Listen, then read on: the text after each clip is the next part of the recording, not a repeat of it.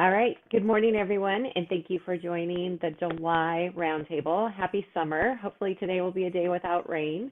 I'm Gail Fagan. I'm Program Manager for the Research Development Team and Manager of the monthly OSP Roundtables. Just for those who are new joining us, a couple of housekeeping items. Please remember that these presentations are recorded and posted on the web for public access. Therefore, I'd like to ask you to turn off your camera and mute yourself. If you do have a question during the presentation, please use the chat feature or raise your hand function. I have a list of everyone who has sent me an email so far for RACP credit. If you haven't done so already and you'd like RACP credit, please send me an email as soon as possible after today's presentation. And now on to today's presentation about Subawards on sponsored projects.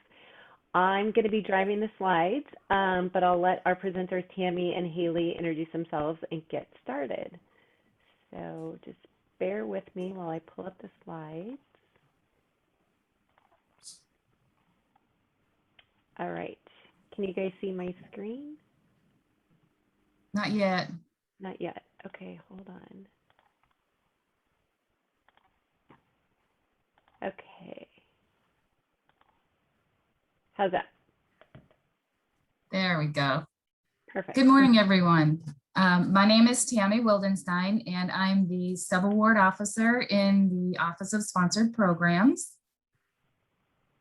And I'm Haley Krisak. I'm the Subaward Associate.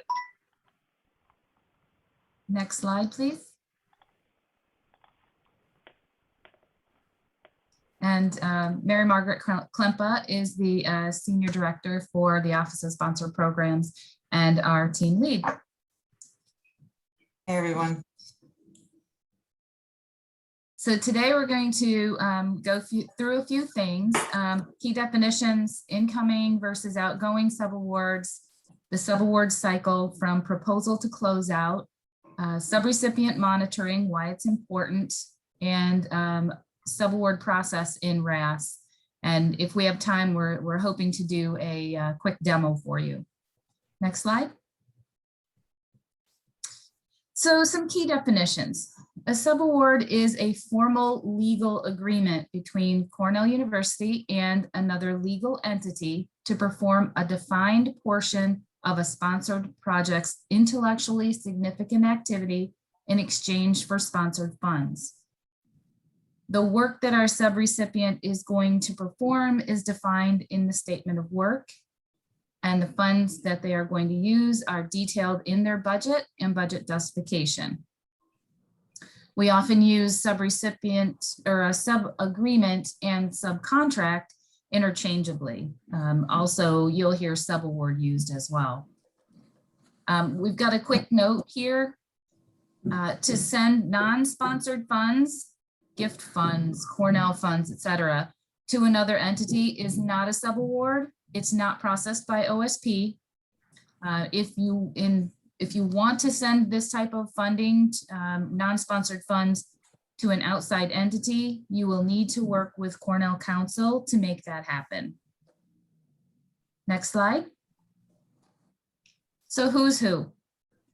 The prime sponsor is the entity where the funding originates. So they have the funds and they're going to give it to a pass-through entity. That pass-through entity receives the prime award and issues the subawards. The subrecipient is the recipient of those subaward funds. Next slide. So what are they? Are they a subrecipient or are they a contractor? So a subaward is issued to a subrecipient for the purpose of carrying out a portion of the sponsored award. They will have programmatic responsibility and often will have joint publication.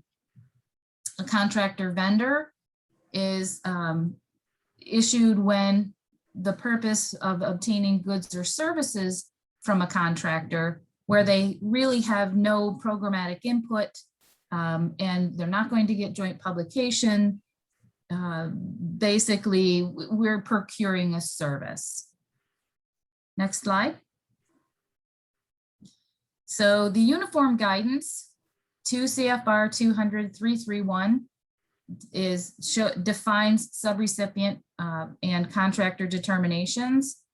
On the left-hand side, we've outlined the subrecipient. Cornell is engaging another entity to carry out a portion of the award.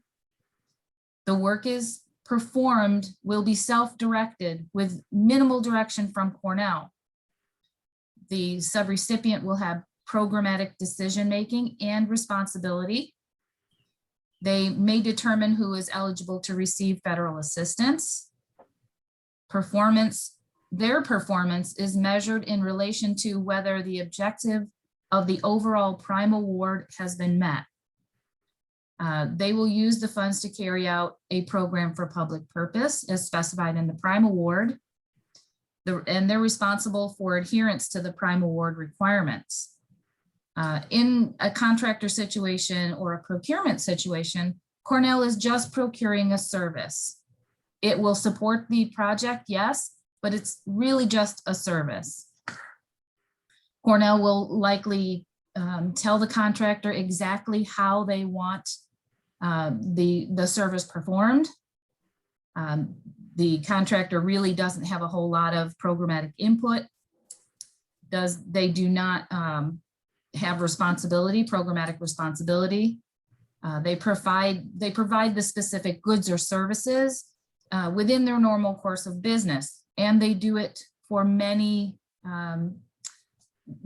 different entities, not just Cornell. So this is what they do on a day-to-day basis. They may take in samples and run them and provide data. That's what their business is. So they likely do not have any joint publication. And in the case of subrecipient versus contractor, it's really best to determine this at proposal stage. So to determine whether you're procuring a service or you have a subcontract, because once you get to award stage, it may hold up your award if you have to change a subrecipient to a contractor or a contractor to a subrecipient. It's going to affect your budget, and it's possible that we might have to get prime sponsor approval to make that happen. So it's really good idea to have this determination done at proposal stage. Next slide, please. So here we have an example. So what are they? Albert Einstein is a faculty member at Sunflower University in Topeka, Kansas. His lab has developed a unique process to characterize nanomaterials using an ultra-sensitive microscope that his lab has developed. Dr. Einstein is included in a proposal with Dr. Da Vinci at Cornell University. The scope of work for Dr. Einstein states, the Einstein Laboratory at Sunflower University will characterize the nanomaterials produced by Dr. Da Vinci's lab using the unique process developed at Sunflower University and will assist in writing manuscripts. So go ahead, Gail. So this is a subrecipient.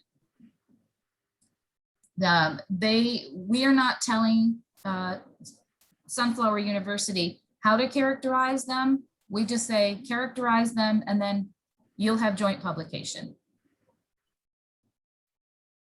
Next slide. So in this example, Marie Curie is a staff scientist at XYZ Corp in Tucson, Arizona. Her lab has developed a unique process to filter sound from liquids using a novel computer program. XYZ Corp markets this process broadly to the public. Dr. Curie is involved in a proposal with Dr. Edison at Cornell University. The scope of work for Dr. Curie states, the Curie lab at XYZ Corp will run samples of liquids provided by Edison Laboratory at Cornell University and will provide the sound data to Cornell for use in the soundbite testing portion of the project. So what are they? Go ahead, Gail. This is a procurement. This is a procurement because they literally are just running samples, providing data. They do this broadly to the public. They do it on a day-to-day basis. They are not having joint publication. So that makes them a procurement as opposed to a subrecipient. Next slide. So incoming versus outgoing subawards.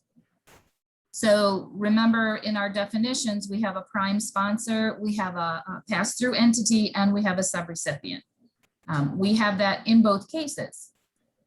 For an outgoing subaward, we have the prime sponsor giving Cornell as the pass-through entity the funds, and Cornell sends those funds out to the subrecipients. In that case, the OSP subaward team handles that outgoing subaward. For an incoming subaward, the prime sponsor gives another entity the funds, and Cornell is getting those funds as a subrecipient. So in that case, it's an incoming award to Cornell. So in that instance, the grant and contract officer handles that incoming award. It's different, but the same as receiving an award directly from the prime. So next slide. Gail, do we have any questions at this point?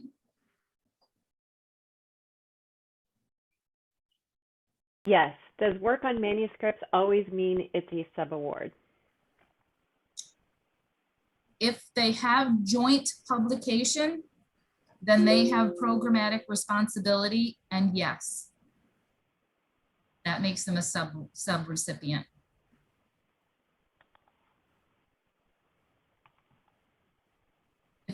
If they just give you input for the manuscript and they are not receiving joint publication, it may or may not be a subrecipient, a subaward, and that's going to depend on their statement of work and what they're actually providing.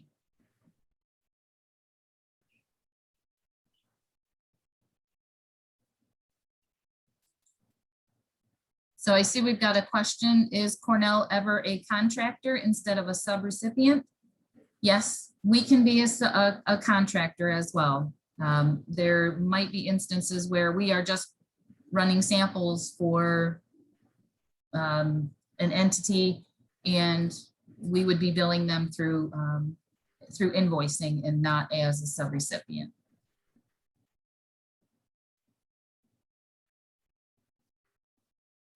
So the subaward life cycle starts with a proposal. It goes from proposal to award. We will have modifications, amendments, we'll add time, we'll add money, we may make administrative changes. And once the project is complete, it will go to closeout. Next slide.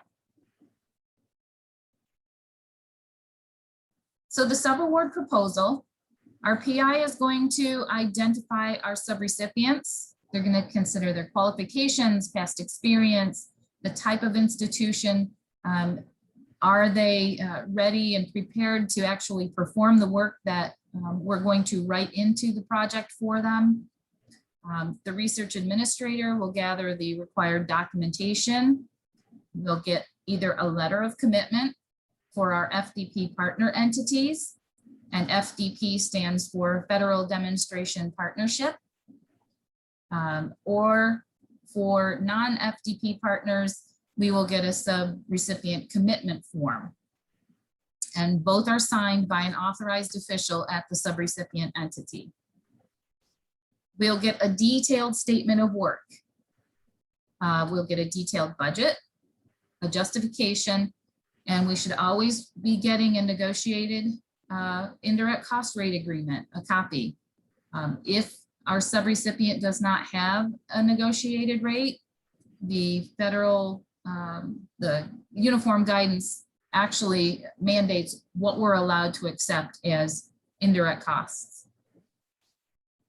We may require other documents depending on what the RFP states. We might need biosketches, equipment, facilities, other resources. We might need collaborators and affiliations. We might need a postdoc mentoring plan. That RFP is going to spell out what we need to get for the proposal to submit with the prime proposal to the prime sponsor. And the subaward proposal documents are submitted with the prime proposal and prime award GCO for review and submission. Next slide. So a letter of commitment versus a subcontractor commitment form. Here we've got a flow chart that kind of helps you decide, do I need a letter of commitment or a sub-commitment form? So when our subrecipient is a federal demonstration partnership partner entity, then we need only a letter of commitment, because all of the information for that FDP partner entity is publicly available on this clearinghouse website. We're able to get everything we need to set them up in our system. If they're not a FDP clearinghouse member, then generally we have two choices here, but it's best to get that sub-commitment form, whether they're a public health services agency, which is just Department of Health and Human Services, or not. It's best to get that sub-commitment form because it contains a lot of the information we need to get them set up in our system and get the process rolling for a subrecipient subaward. Next slide. Oh, that's backwards. And here we have an example of the FDP subrecipient commitment letter and the first page of the subcommitment form. And you'll see that there's a big difference between the two. Because we can get a lot of the information for the FDP, we need a short form. And because we can't get that information for the non-FDP, we do need them to complete this form. And that is available on the Cornell Research Services website. And next slide, I think, Gail. So the statement of work. It's best to get a very comprehensive statement of work from your subrecipient. It should say who, what, when, where, why, and how. Who at the subrecipient institution, what they're actually going to do for the project, what the period of performance is, timing and frequency of meeting and reports, location, where they're going to conduct the work, especially if you have a project that has offsite. Say you're doing some sort of research work for earthquakes in Alaska, but the subrecipient is in Idaho. We kind of need to know where they're going to actually perform their work and how. If we get a one-line statement of work, it's very, very difficult to hold the subrecipient to that one-line statement of work in the unfortunate and unlikely event that they do not complete the work as outlined. The example I give in the RACP is if our PI has developed a photovoltaic paint and we're contracting with a subrecipient to paint the barn with this paint and attach electrodes and pull the data from how much energy is being collected, solar energy is being collected. And that's what we write into our project description, but we get a statement of work that says the subrecipient will paint the barn. If all they do is go to Lowe's and get some bare paint and paint the barn, they haven't used the paint we needed them to, they haven't put up the electrodes and they haven't collected the data, we still have no leg to stand on because they painted the barn and that's what their statement of work said. So it's really, really important to get a comprehensive statement of work. Next slide, Gail. Tammy, there is one question in the chat. Okay. Can you see it, or do you need me to read it? No, let me see if I can grab it. Oh, nope, I answered that question. That was Cornell, Cornell ever a contractor as opposed to a subrecipient? I thought there was. Is there another one that I can't see? Yeah, here. If it's a state award and the funder requires that we have sub-grantees, but our role is to provide technical assistance for them as they carry out their work, and the sub-grantees have flexibility about how they will meet the goals of the project, are they a sub-grantee even though we are guiding and supporting their work as part of required role via the primary grant? So it depends. We would have to look at the full scope of work and the sponsor requirements. There are times when the sponsor requires them to be sub-recipients, even though technically they are contractors. So that's going to depend on the prime award and the scope of work, both for the full project and the subrecipients. They're likely subrecipients, but it's going to depend on the whole picture, the global picture. Any other questions? So a follow-up, yes, the funder requires they be subs. Okay, then they would be subs. All right, that's it for now. Okay, so the OSP grant and contract officer processes the prime award, and the unit will receive a copy of the distribution that comes from our RAS system. Once that notice is received, the unit can then request a new sub. It doesn't automatically happen because the prime has been awarded. The subaward team doesn't know if there's been any changes.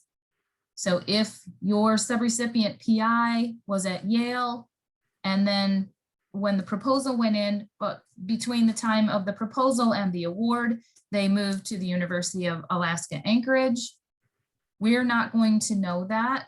The unit and the PI will know that. So we don't want to automatically send out a sub to Yale when it should be technically going to the University of Anchorage. So the unit and department will need to initiate a subaward request in RAS. And we've included the link to RAS here so that you're able to have that at your fingertips. Next slide.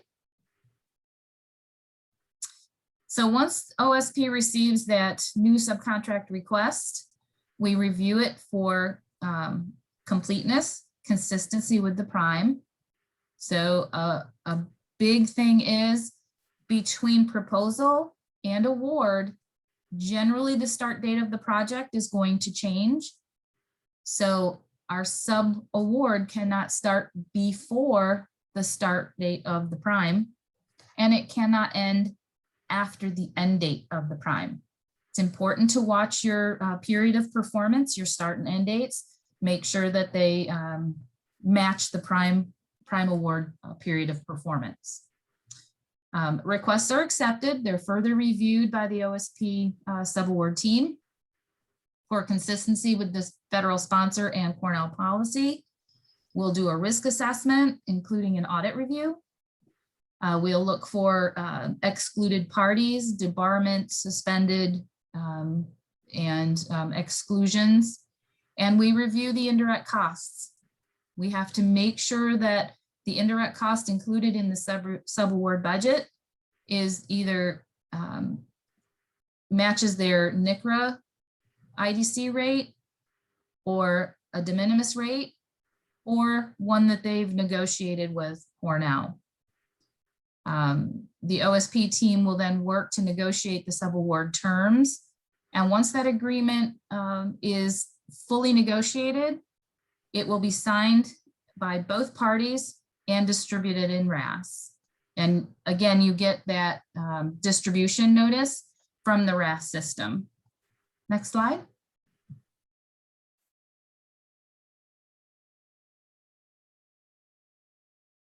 Next slide, Gail. So the timeline here is a little bit smushed together, but really it gives you from the time the new request is submitted all the way straight through to when it's awarded. There are several pain points in the middle where it could get held up. Negotiating terms is one of the biggest.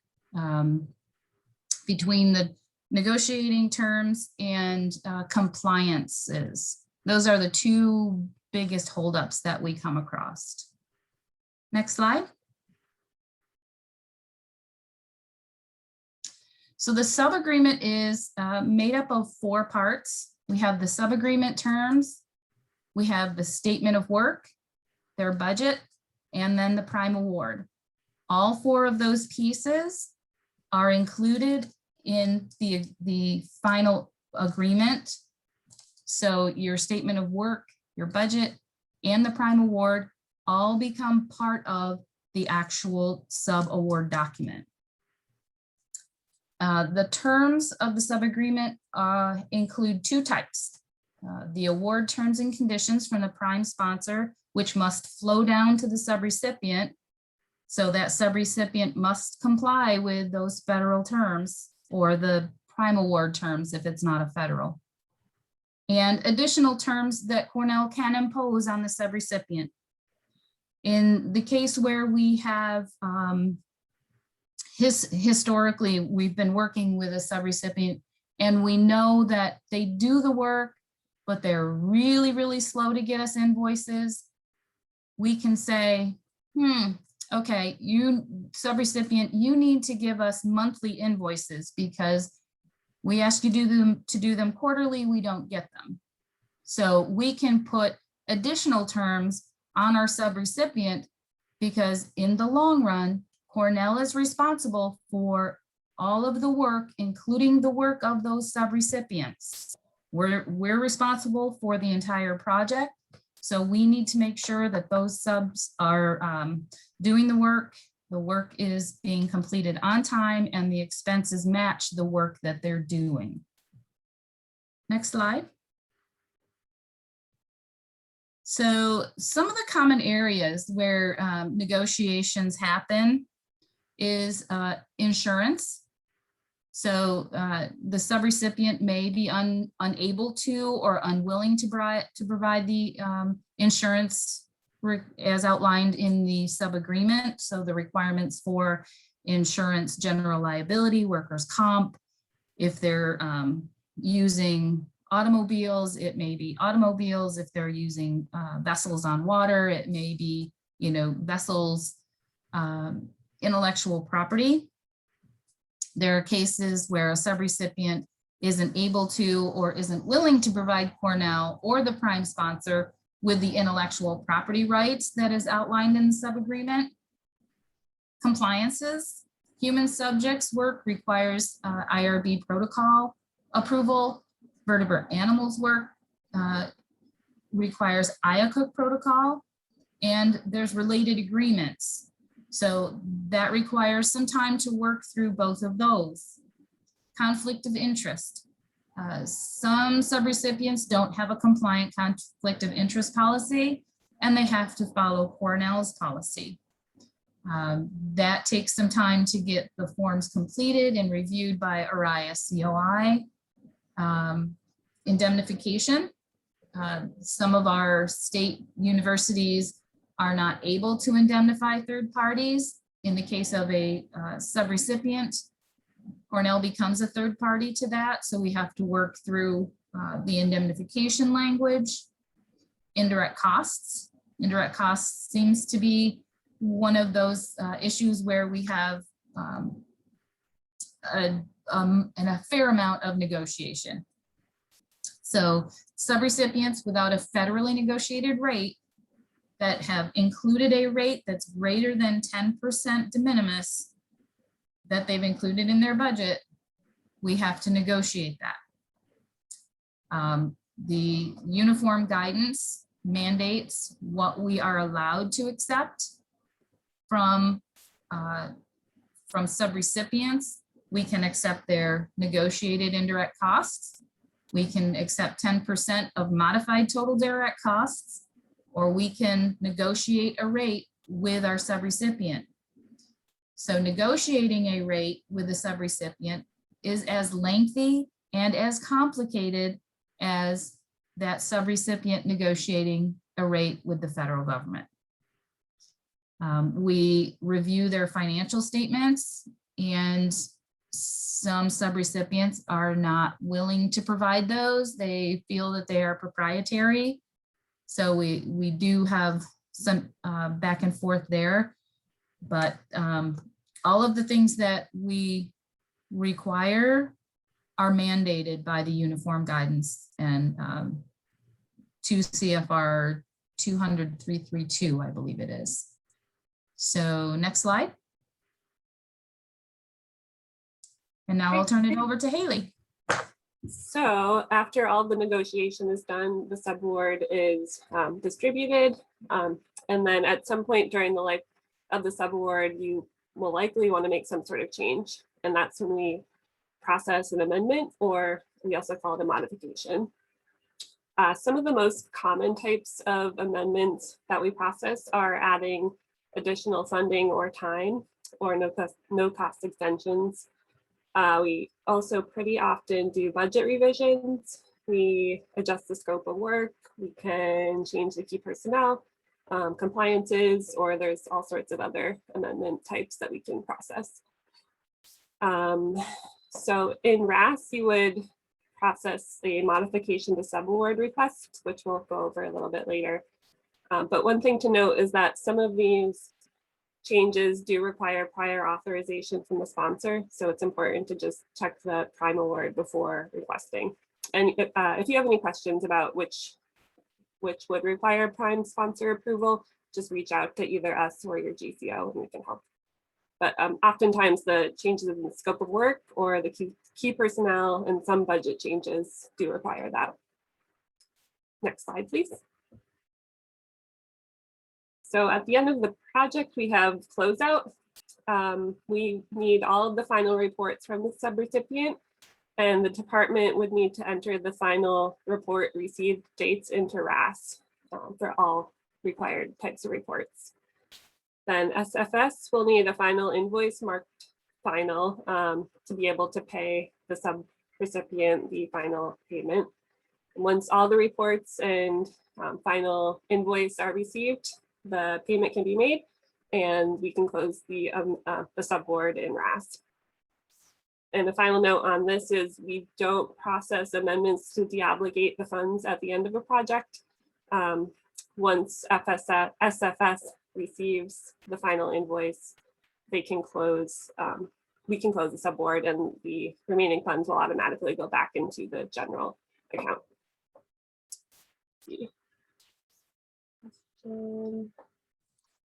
Oh, yep. So yeah, the funds will go back into the general account. Yeah. So the question is, what happens when there's money left after closeout in a subaward? Can we still use that balance? So most all of our subawards are cost reimbursement. So the money never leaves Cornell until we receive an invoice and we pay the invoice.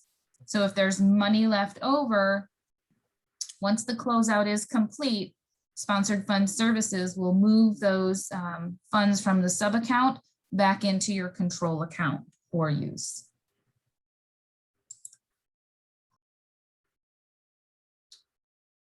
Okay, any other questions on the life cycle of the subaward before we move on?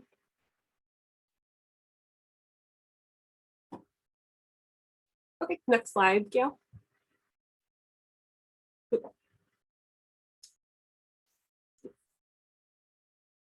Does that remainder need to be rebudgeted is a question. And I think that would depend on the amount to be rebudgeted and the requirements of the prime award. So again, if you have questions on that, GCO is a good person to ask, or we can help too. So subrecipient monitoring is another big aspect of our positions as a subaward team. And 2 CFR 200-332 is the section of the uniform guidance that lays out our responsibilities in subrecipient monitoring. And make sure we have time for the RAS demonstration. I won't read through all of this, but our responsibility is to monitor the activities of the subrecipient to ensure that the subaward is used for authorized purposes in compliance with federal statutes, regulations, and the terms and conditions of the subaward, and that the subaward performance goals are achieved. And that's the most important part. Our responsibility is to make sure that the prime award goals are met. And to do this, we make sure that we monitor the subrecipient's progress. Next slide, please.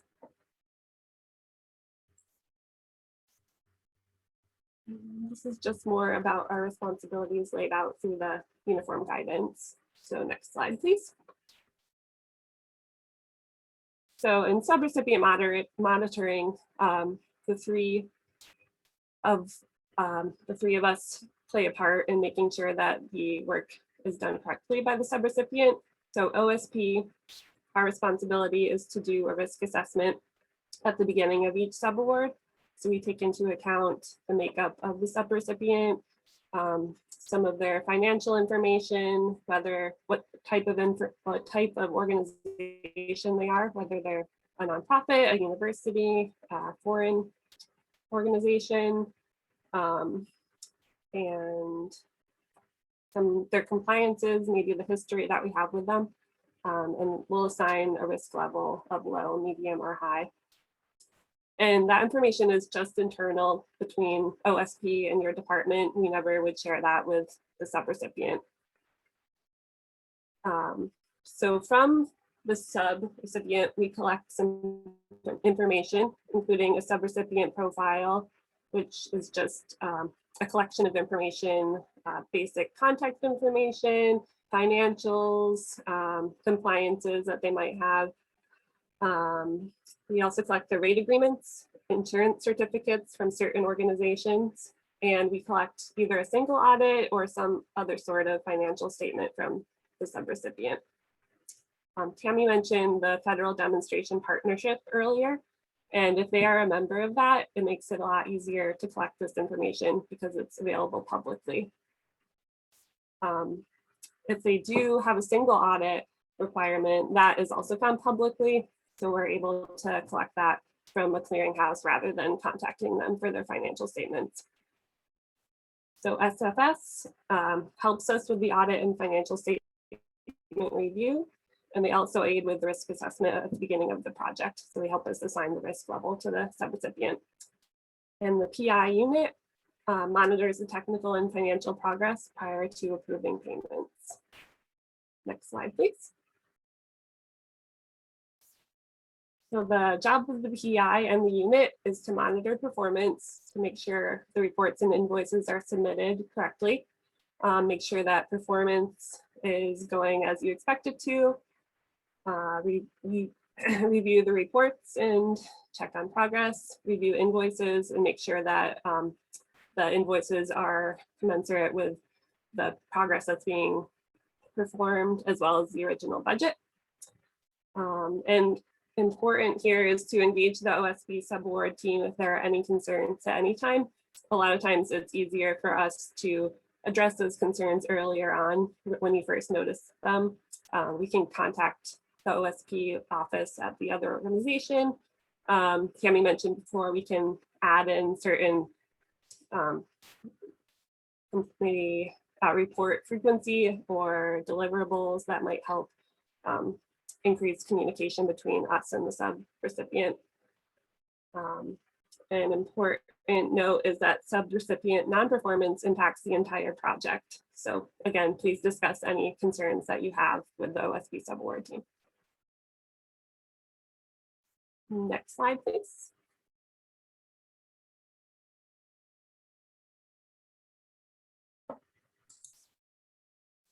Okay, so we've made it to the RAS demo.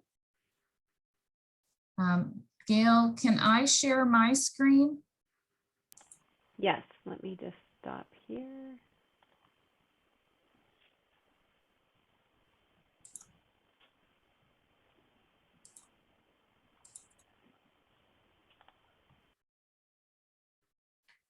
Is it sharing?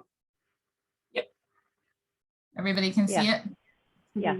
Okay, so in RAS, I'm actually in the demo side of RAS so that I don't mess up any projects.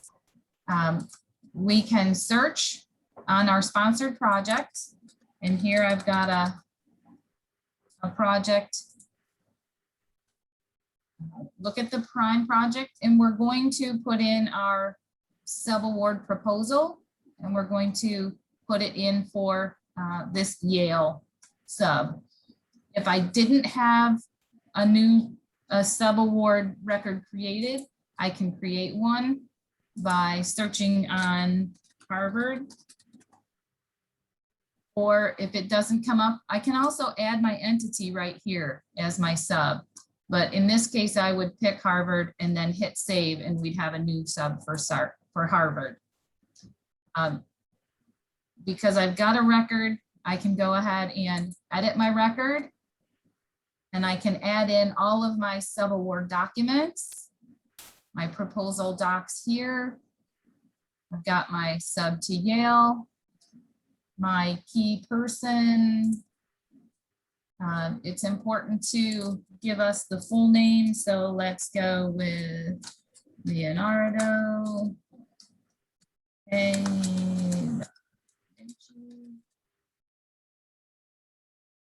It's good to have the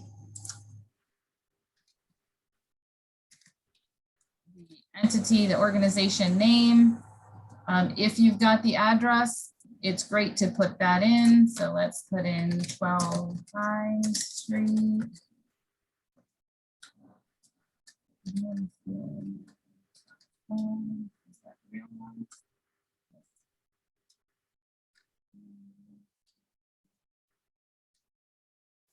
So 13850.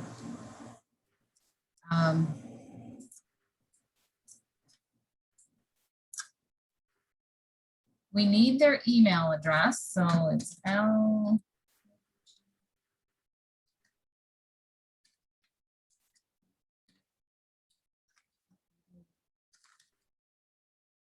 And it's great if we can get a phone number.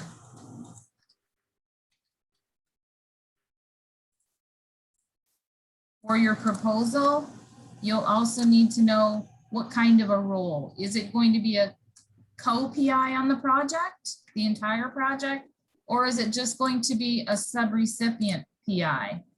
So if it's just a subrecipient PI, we can just add it in here.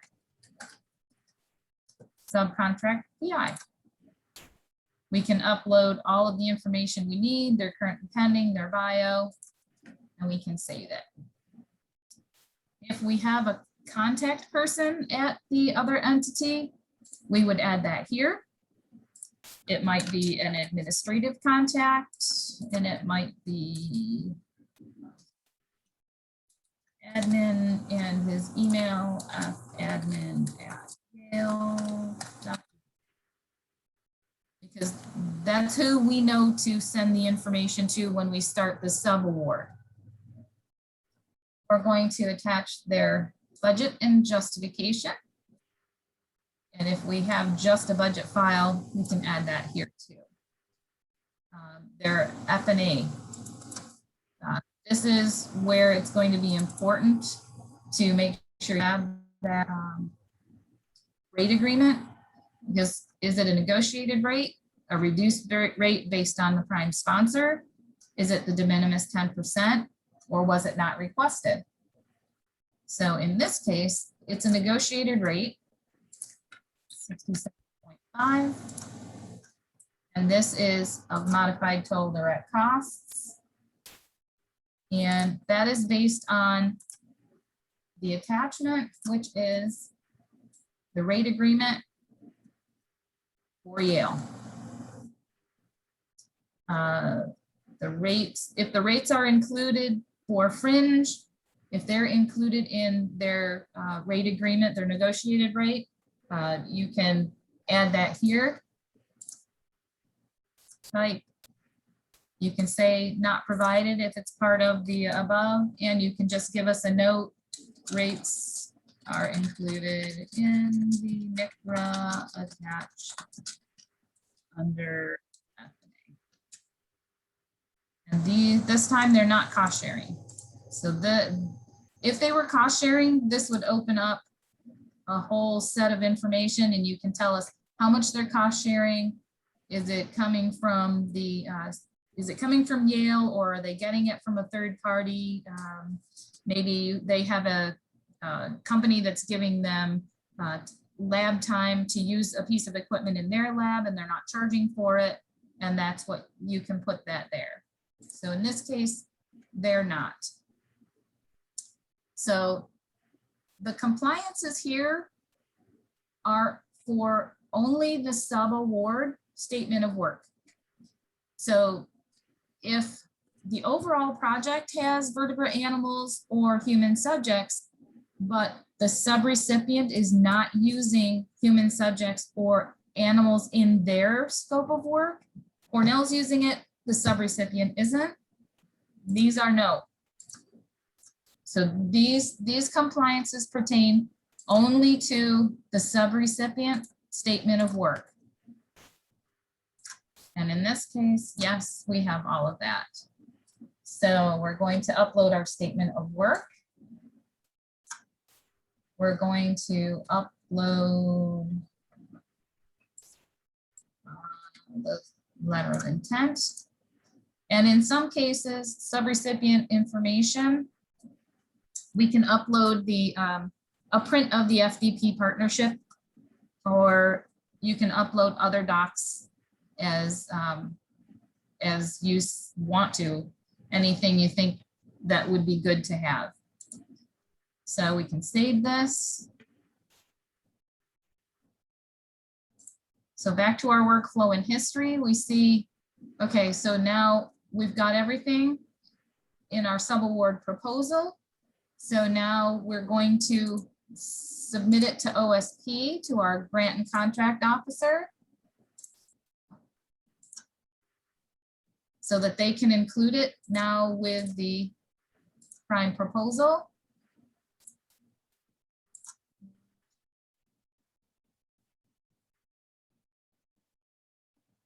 And now it's included in our prime. So once we get an award, the grant and contract officer will change the stage from subaward proposal to subaward agreement.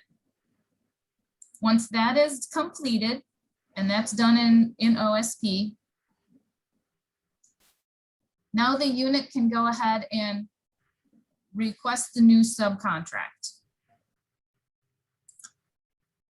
And it looks very similar. But what we need to do is we need to add in our budget. So we're going to say this is going to start on 7/1/2021. It's going to go through 6/30/22, and it's going to be 127,958, and they're not cost sharing. We're going to add in, we'll just do a couple of periods here just to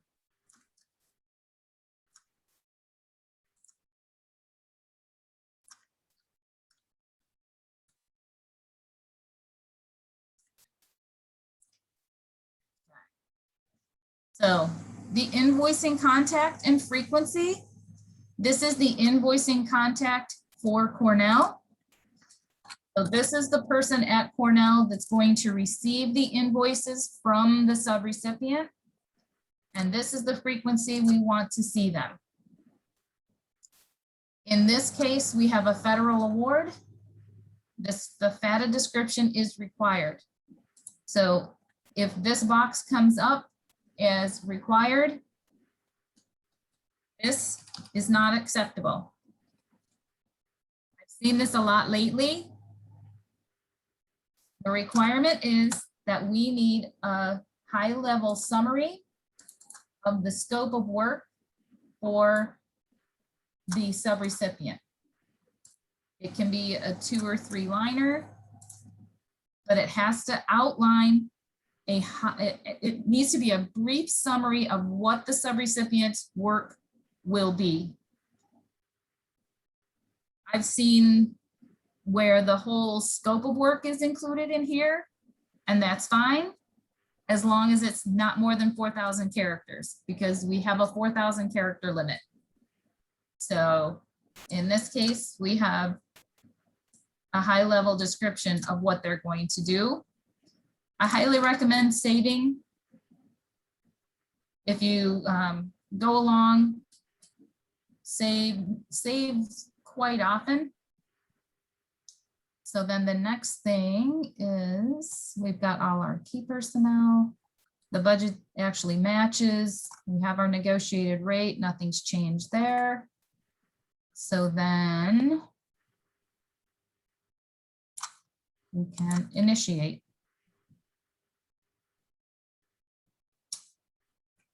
Add at least one proposed period budget. Oh, yep. I actually forgot two things. Tammy, this Yes. is Chris. I just wanted to point out where you added budget period, the department doesn't have access there. They have to update the budget in the budget panel. It has to go here. Right. So this is where they'll be able to do it. 27. Exactly. The piece where you entered is just available to you and Haley. Okay.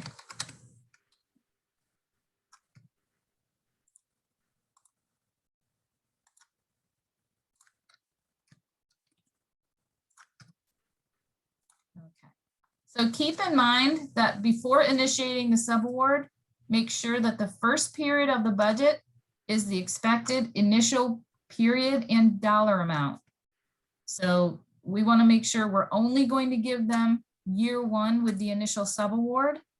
If you want to give them the whole amount, you would put July 1 to 2021 to June 30th, 2024, and the whole amount of 5/24/206. So the last piece is, what are the reports that you need from the subrecipient? What are the reports and deliverables that the unit needs to make sure they're getting everything from the sub that they require? And this is where you're going to say, okay, we need a annual technical report.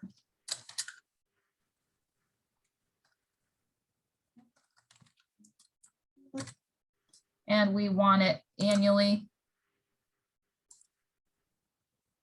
And we want a final technical report. We can say other 60 days after termination.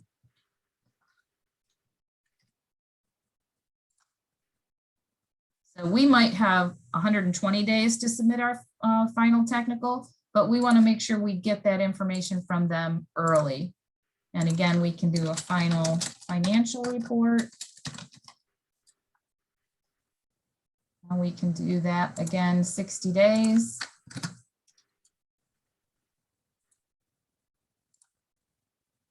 And then we can initiate.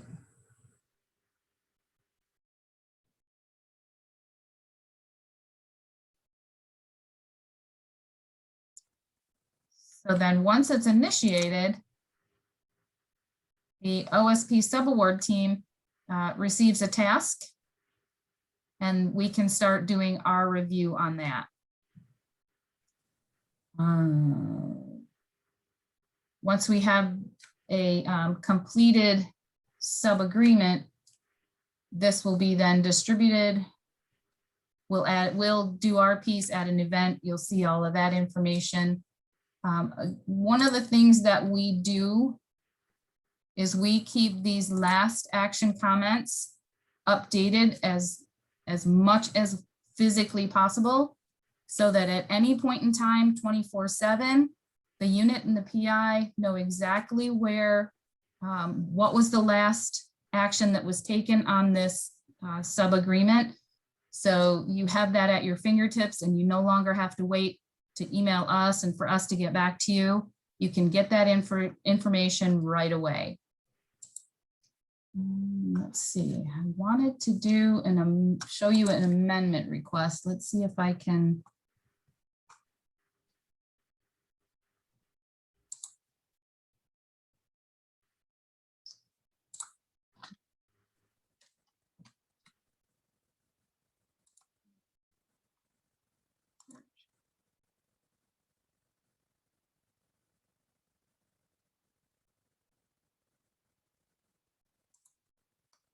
Just looking for just a plain old award.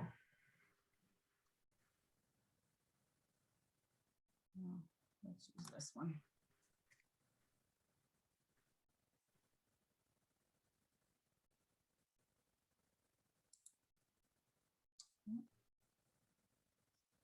All right, well,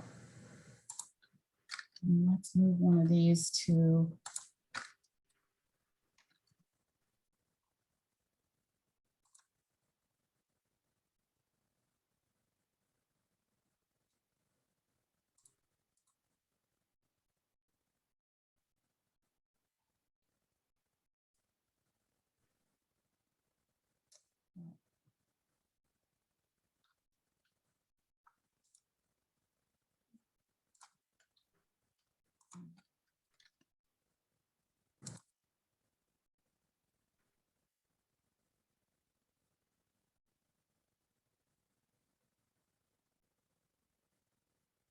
I'm thinking about it. Here we go. Words, let's just pick any one that we know is final.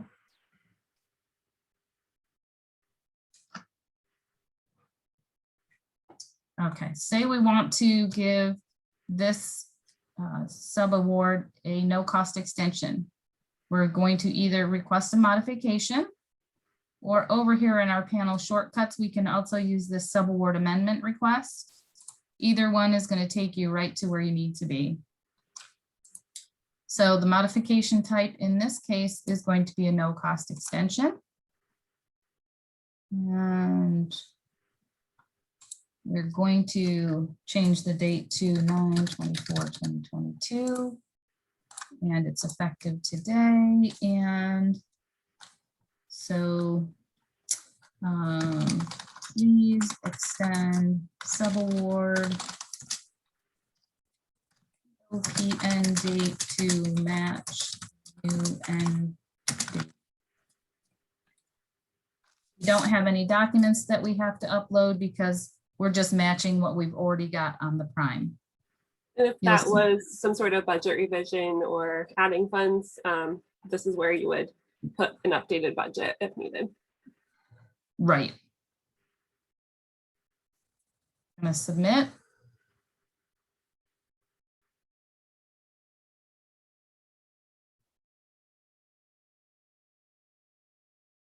And then if you look over here, you're going to see no cost extension.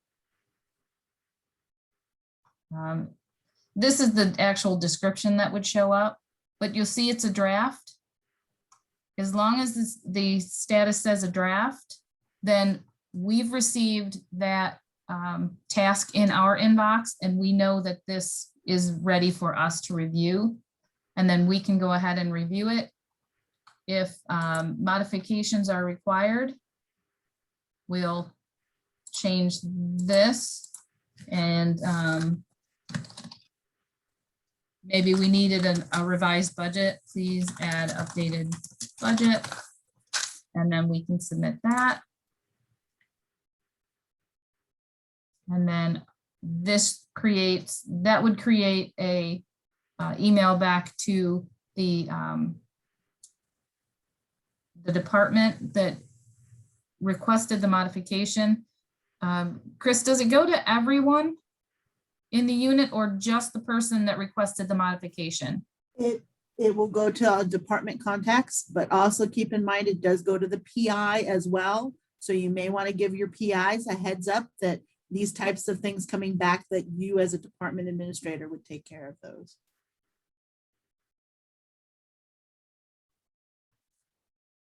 Okay, so I can actually add another amendment. Like Haley was saying, we want to do our funding increase. So add year 2 funds and time.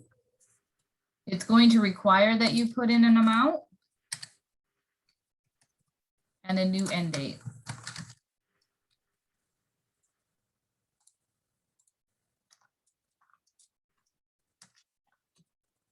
So if this budget hasn't changed at all, you won't need additional documentation.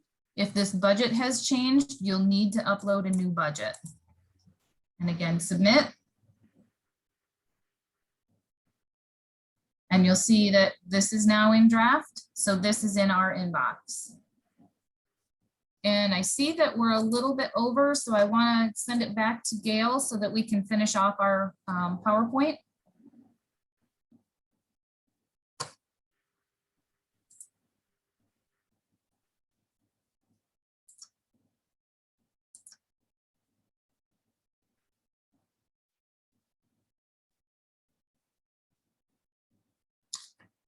So who do I call? So for RAS help, we've given you the website for the guide. There's ras@research.cornell.edu, and you can email them, and a RAS team expert will be happy to assist you. There's also office hours via Zoom. RAS has office hours Tuesday and Thursday from 1 to 2. For outgoing subawards, so that's money going outside of Cornell, you'll contact the Subaward team, cusubawards@cornell.edu. And for incoming subawards, which are awards to Cornell, you'll outgoing subaward proposals. And when the prime sponsor prior approval is required for an action on an existing subaward, that is going to be your prime grant and contract officer. When in doubt, email the GCO and the Subaward team, and we can get you pointed in the right direction. Next slide.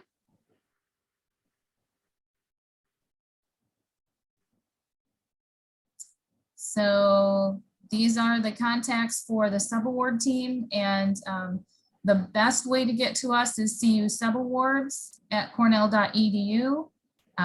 We man that inbox constantly, all day. So if there's no questions.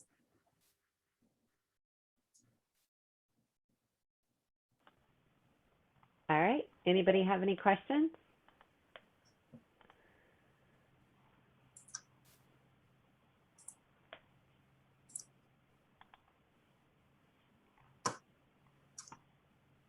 I think we're good. Thank you, Tammy and Haley. I really appreciate you being the presenters for this month's roundtable. Great job, guys. Yes, thank you.